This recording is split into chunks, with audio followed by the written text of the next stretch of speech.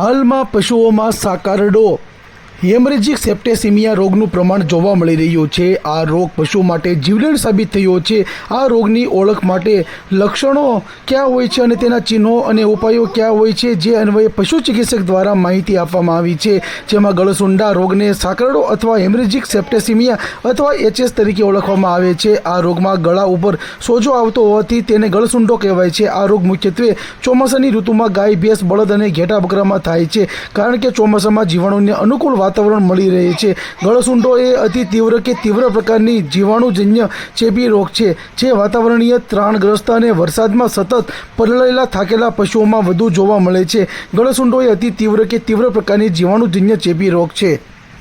હું doctor JD Makwana, પશુ દવાખાના ગઢડા।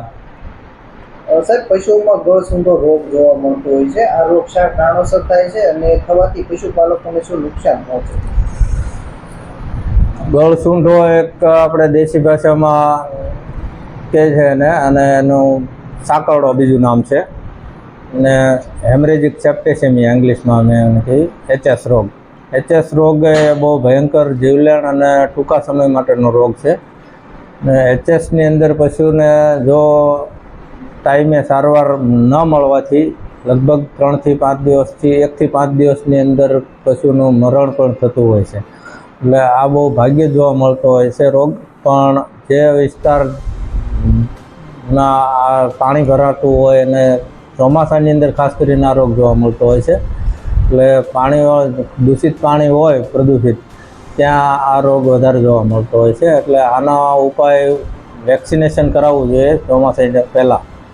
પછી HS રોગને આ ચિહ્નોની અંદર વાત કરું તો HS રોગની અંદર હાઈ ટેમ્પરેચર આવતું હોય છે, 106-107 સુધી ટેમ્પરેચર આવે છે, અને પશુની અંદર ગળાની અંદર સોજો આવે છે, અને શ્વાસ લેવામાં તકલીફ થવાથી પશુનું જો વ્યવસ્થિત 24 કલાકની અંદર સારવાર ના મળે તો પશુને મરણ પણ થાય છે।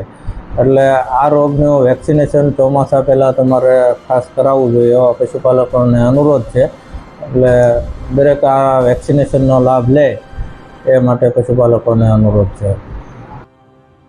ચોમાસામાં વરસાદને લીધે મચ્છર, માખી, બેક્ટેરિયા, વાયરસ વગેરેનો ઉપદ્રવ ખૂબ વધી જાય છે, જેને કારણે પશુઓમાં રોગનું પ્રમાણ વધી જાય છે। આ રોગોને લીધે પશુઓની કાર્યશક્તિ અને દૂધ ઉત્પાદનતા ક્ષમતા ઓછા થઈ જાય છે અને ઘણીવાર પશુ મૃત્યુ પામે છે। આ રોગોને સમયસર નિયંત્રણ અને સમયસર ઉપચારો આપવા જોઈએ। મુખ્યત્વે ગાય, ભેંસમાં આ રોગ જોવા મળે છે। ખાસ કરીને આ રોગ નાની પાડી વાછરડાને થાય છે। સામાન્ય રીતે ચોમાસા દરમિયાન કે ચોમાસા પછી આ રોગ થતો હોય છે।